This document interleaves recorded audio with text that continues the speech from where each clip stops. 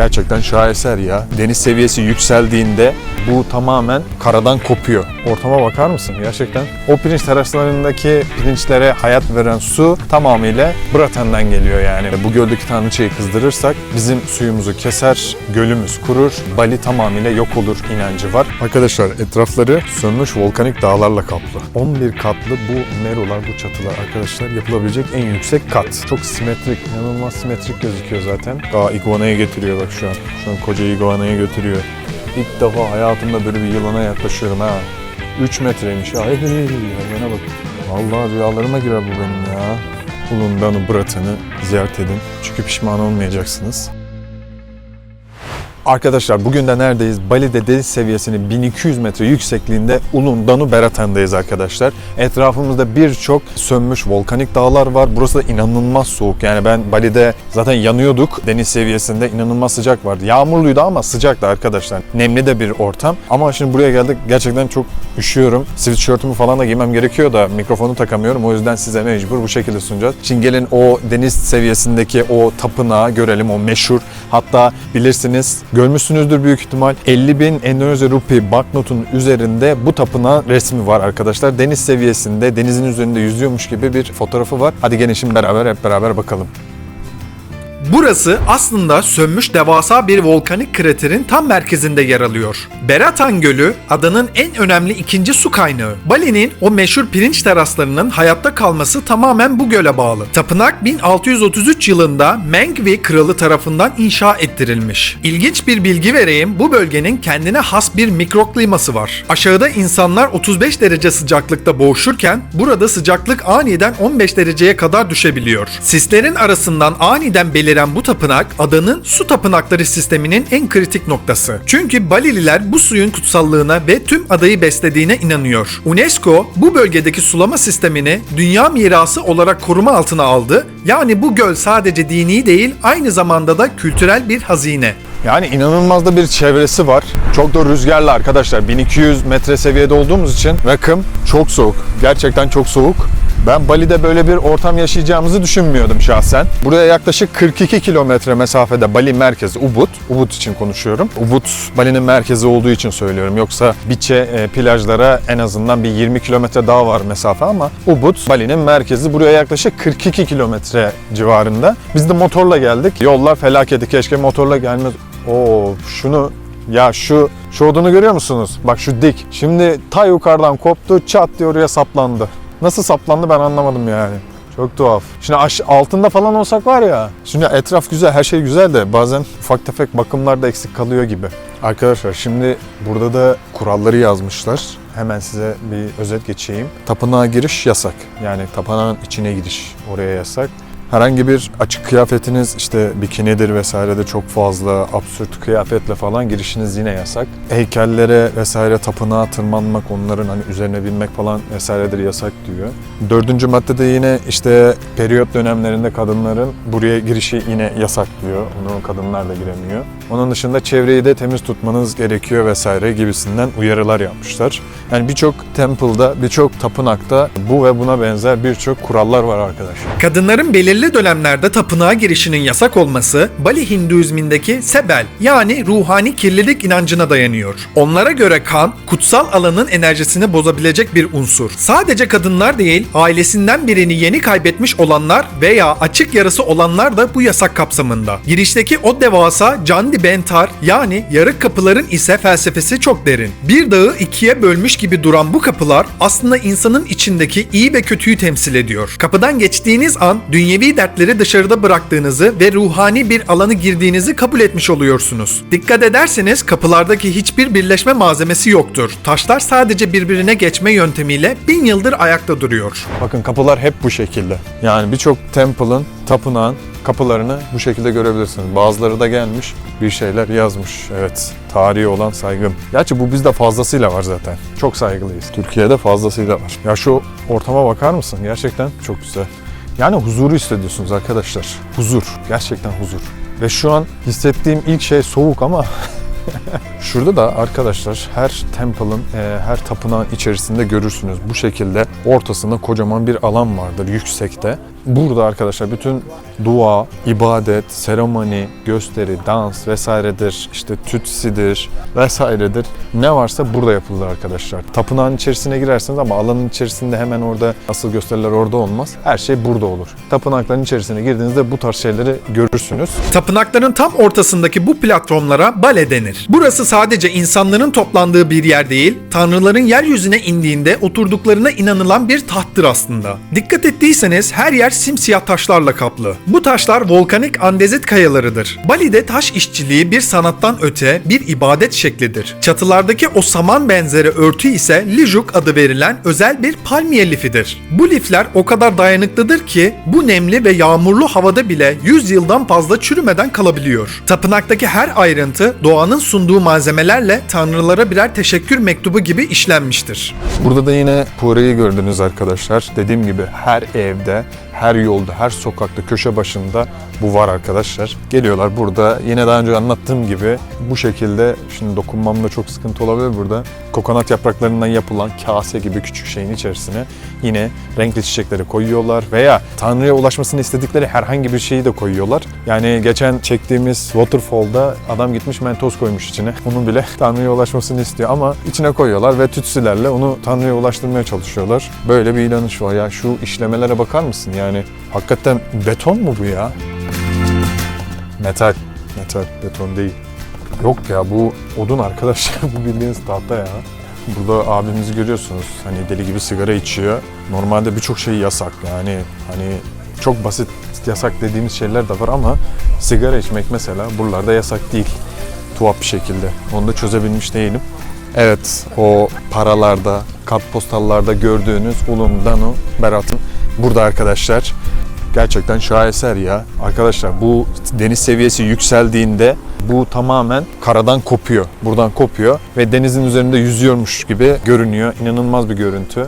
Yani çok güzel. Videonun başında bahsettiğimiz 50.000 rupilik banknotta bu tapınağın olmasının çok önemli bir sebebi var. Bu tapınak Endonezya'nın birliğini ve bereketini simgeliyor. Su seviyesi yükseldiğinde ortaya çıkan o büyüleyici yüzen tapınak görüntüsü aslında göl tanrıçası Devi Danu'nun gücünü temsil ediyor. Ancak burası sadece bir Hindu tapınağı değildir. İçeride bir Budist stupası da bulunur. Bu durum Bali'deki dini hoşgörünün en büyük kanıtıdır. 17. yüzyılda yapılmış olmasına rağmen mimarisinde hem Hinduizm hem de Budizmin ortak çizgilerini görebilirsiniz. Gölün suyu o kadar temizdir ki adanın kuzeyindeki tüm tarım arazileri bu kaynaktan gelen kanallarla beslenir. Belki gözüme biraz büyük görünüyordu. Hani fotoğraflarda da yine siz de görürsünüz ama burada biraz küçük. Yani öyle çok fazla da yüksek değil boyu. Ama çok güzel, gerçekten çok güzel. Tertemiz bir bölge. Karşıya ulaşmak için bir alan. Burada tam olarak nasıl bir ibadet gerçekleşiyor, nasıl bir program yapılıyor bilemem ama sanırım buradan karşıya geçiliyor. Çünkü aynı kapı, aynı merdiven karşısında da mevcut. Aynı tapınak burada da var. Böyle kat kat. Oraya da örmüşler aynı şekilde. Buraya da örmüşler. Arkadaşlar şimdi bu tapınak boşuna buraya güzellik olsun diye yapılmamış aslında. Bunun da yine o dönemde dini bir inancı gereği amacı var. Şimdi hatırlıyorsunuz ki pirinç teraslarını geziyoruz. Sizinle de daha öncesinde de gezdik. O pirinç teraslarındaki pirinçlere hayat veren su tamamıyla bu kraterden, bu gölden arkadaşlar. Braten'den geliyor yani. Bu boşuna yapılmış değil. 1600'lü yıllarda burayı su ve göl tanrıçası Devi Danu'ya adamışlar arkadaşlar. Eğer tanrıçayı kızdırırsak arkadaşlar, bu göldeki tanrıçayı kızdırırsak bizim suyumuzu keser, gölümüz kurur ve Bali tamamıyla yok olur inancı var. O yüzden her gün buraya geliyorlar, dualar ediyorlar, suya adaklar adıyorlar ki bereketi kesilmesin diye. O inancın da, saygının da nasıl suya yansıdığını az çok görürsünüz arkadaşlar. Her yer tertemiz, doğa, çevreyi de bu şekilde koruyorlar.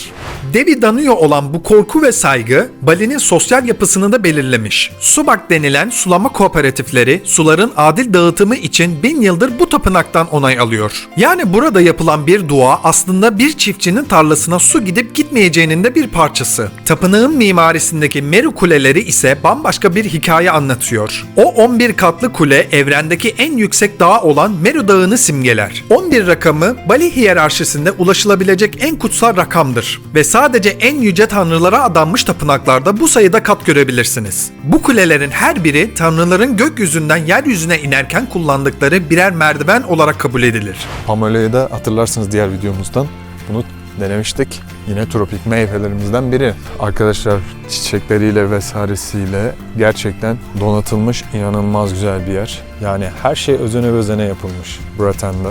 Bu karadan ayrılıyor. Ya burada karadan ayrılıyor. Fadila ile karşıya geçmek isterdik ama so cold, üşüyor. Hem benim sweatshirt'ü giydi hem altta da bir tane kazağı var. Ama hala burası soğuk yani. Kaç derece şu an tam olarak bilmiyorum ama gerçekten çok soğuk. Bakar mısınız ne kadar güzel. Yani gece ışıklandırmasını merak ettim. Gece de gelmek isterdim buraya. Fakat her bölgede öyle durmamız mümkün değil arkadaşlar. Her şeyle özeniyorlar. Temiz, tertemiz. Endonezya'ya ilk gelirken ufak da olsa bir önyargılarım vardı. Şimdi farklı bir kültür. Mesela şundan yola çıkıyordum. Ben kafamda hep kurguluyordum. Ya tamam, Japonlar Asya'nın en temiz insanları, en temiz şekilde takılanları. Evet doğru. Bu doğru. Hala daha doğru. Fakat Endonezya'nın birçok bölgesi de bunu aratmıyor arkadaşlar. Evlerine girdim. Evleri konusunda çok da aynı şeyi söyleyemem.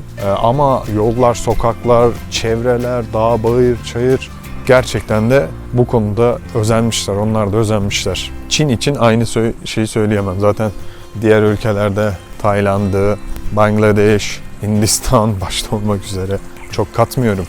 Yani bu tarz tapınak kapıları, girişleri hep olur. Ya ortada bildiğimiz bizdeki böyle iki tarafa açılan kapılar vardır ya da tek taraflı ya da bu şekilde açık. Yani ortası açık bir şekilde olur. Sınırlı bölge, özel kostümlü fotoğraf çekimi alanı ve bu da ücretli. Yani yapmayın bu kadar da ya. Yani bunlara da bu kadar gerek yok. Hani ufak da bir eleştirme olsun ama madem din kutsal, her din için konuşuyorum bunu. Lütfen yanlış anlaşılmasın. Madem din kutsal, kutsal üzerinde ne gibi bir menfaat olabilir? Olmaması gerekir. Buraya da çok güzel kapı gibi bir şeyler yapmışlar, sembolik. Taşlardan örmüşler arkadaşlar. Ne kadar güzel, şunlara bakar mısınız? So artistic. Hot. Evet. Stone. Ya. Ama beton değil ya. Sen beton diyorsun ama ne güzel gölün üzerine böyle şey koymuşlar. Göl arkadaşlar şuradan başlıyor bu arada. Göl böyle gidiyor. Yani şuralar biraz toprak gibi kalmış ama hani oraya özel atmışlar diye düşünüyorum. Abimiz de orada balık mı tutuyor? Bir şeyler yapıyor. Evet, balık tutuyor. Balık tutmak buralarda yasaktır, olmalıdır yani. Diyemedim tam olarak ama değil.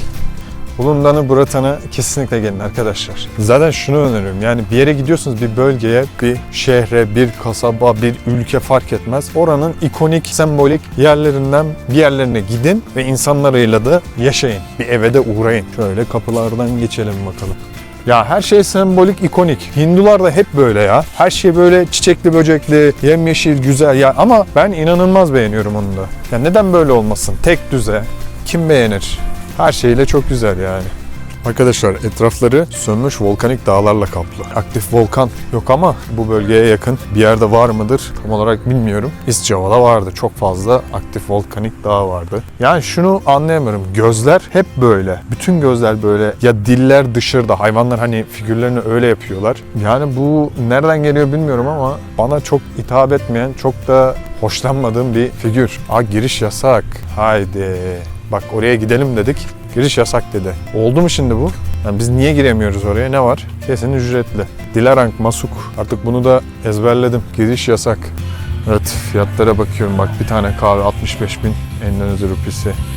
Espresso 15.000. Double espresso 25.000. Türkiye'ye göre fiyatlar uygun arkadaşlar. Her yerde uygun. Fakat şimdi buraya göre uygun değil. Özellikle İsçava'ya göre uygun değil. İsçava'da biz yaklaşık 3000 Endonezya rupisine, hatta 2500 Endonezya rupisine aldığımız bazı yiyecekler, özellikle krakerler vesairedir. Bunları biz bu fiyatları orada alıyorduk zaten. Buraya geldik, aynı ürünleri inanılmaz pahalı, belki 20-25 bin Endonezya rupisine o civarda almaya başladık. Yani niye bu kadar değişsin yani? Tamam, turistlere veriyorsunuz da mesela bir yere giriyoruz, özellikle bu bölgeye. Buraya ne kadar ödedik? Onu da söyleyeyim. Her seferinde yabancılar her zaman daha fazla ödüyor. Tabii ki de biz daha fazla ödüyoruz. Fakat absürt bir fiyat farkı var. Mesela Fadila için 40.000 Endonezya ödedik. Benden 75.000 Endonezya aldı. Nereden baksan 2 katı. Ya bu kadar olmamalı. Fiyat eleştirimde böyle olsun, ne diyelim. Bu kadar olmamalı böyle. Bizde Türkiye'de tam tersi. Bizim ülke kendi vatandaşına çok daha fazla fiyata verir. Buradakiler öyle. Evet, her yerde olduğu gibi yine burada da renkli balıklarımız var. Evet, o da bizden bir yiyecek bir şeyler bekliyor ama para atmışlar bakın ha, yine dilek, dua, sektör sağlam yani. Buraya adamaları gerekiyor. Eğer tapınaklarda hayvandır vesairedir görüyorsanız arkadaşlar, bu balık da olabilir. Herhangi bir figür de olabilir. Mesela maymunlar da öyle. Kedi, köpekler bile dahil bazı bölgelerde. Arkadaşlar bunlar artık hani kutsal kabul ediliyor. Oranın koruyucuları, muhafızları olarak kabul ediliyor mesela. Sonunda geliyor. 1 saattir yoktu. Where are you? Where have you been? What? I'm looking for you in the. I'm waiting in there. Oh my gosh, what happened? She still in there. Yeah, Are you okay? I'm okay. Arkadaşlar şimdi bu tapınağın çatılarını şimdi sayalım sizle birlikte. Burada toplamda 11 tane çatı var arkadaşlar.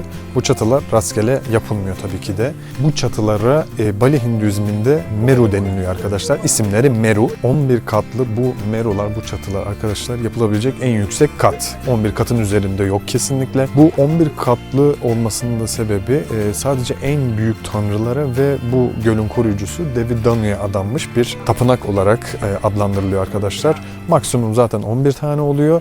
Onu da buraya yapmışlar. Gördüğünüz gibi dağın zirvesinde bir krater, gölün ortasında buraya yapmışlar. Onu da Devi Danu'ya adamışlar arkadaşlar. Çok simetrik, inanılmaz simetrik gözüküyor zaten. 11 katlı. Birçok şeylerde görürsünüz zaten tapınaklarda. Eğer tapınağın çatıları fazlasıyla artıyorsa böyle bilin ki oradaki tanrı diğer tanrılara göre biraz daha kutsal manasını anlayabilirsiniz. Arkadaşlar şimdi size şunu da göstermek istiyorum. Biliyorsunuz o dünyanın en pahalı kahvesi Kopi Luwak. Şimdi onun kahvesinin yapıldığı restoran da var burada arkadaşlar. Kopi Luwak sadece 65.000 Endonezya rupisi. Dünyanın en pahalısı diyorlar ama burada nasıl 65.000, ama fincan çok küçük olabilir. Ondan bir şüpheliyim. Arkadaşlar şimdi şöyle bir durum oldu. Burada video ve fotoğraf çekilmek... iguana'yı getiriyor bak şu an. Şu an koca iguana'yı götürüyor. Adam ne yaptın sen ya? My friend's house, all is free. Yeah, all is free. Evet, abimiz de şu an çekiniyor. Allah, iguana'ya baksana.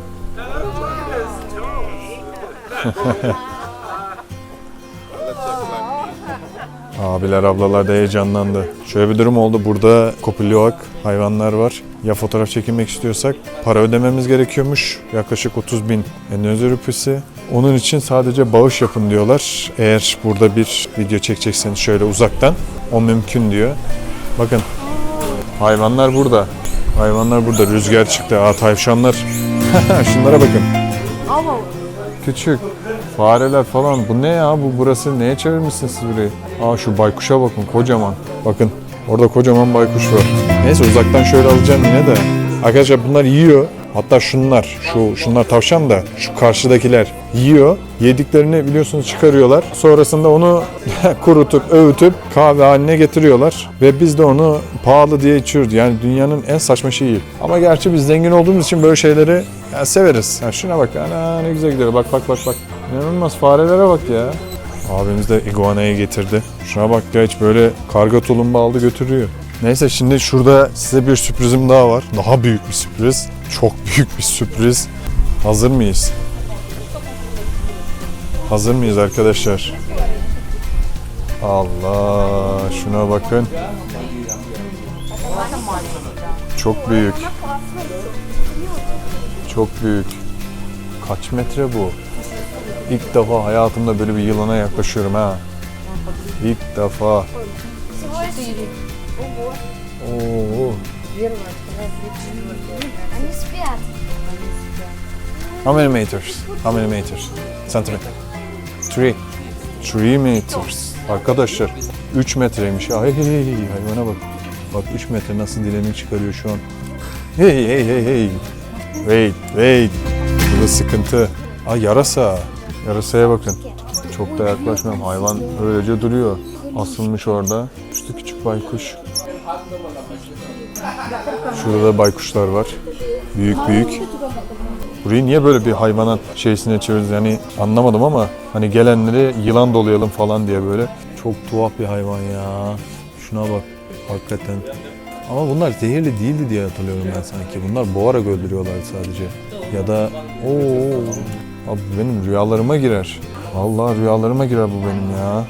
Ben korktum. Neyse sen korktun mu? Did you afraid? No, never. Ben korktum abi. Ben kaçıyorum. Sıkıntı buralar. Buralar sıkıntı. Yani her şey para zaten fotoğraf çekilmek hayvanlarla. İnanılmaz şu baykuşlara bakın. Hepsi öyle duruyor orada. Uyuyorlar. Sleeping. Ha, hepsi uyuyormuş arkadaşlar. They're active at night. Ayakta duruyor, uyuyor. Yani tuhaf bir hayvan. Bu da buraya asılı duruyor. O da tuhaf bir hayvan. Neyse. Burayı da böyle bir göstereyim dedim. Burada ne işi varsa artık bunların hani kim düşündüyse bu tapınağın içerisine koyalım bunları diye. Fadile senin fikrin miydi?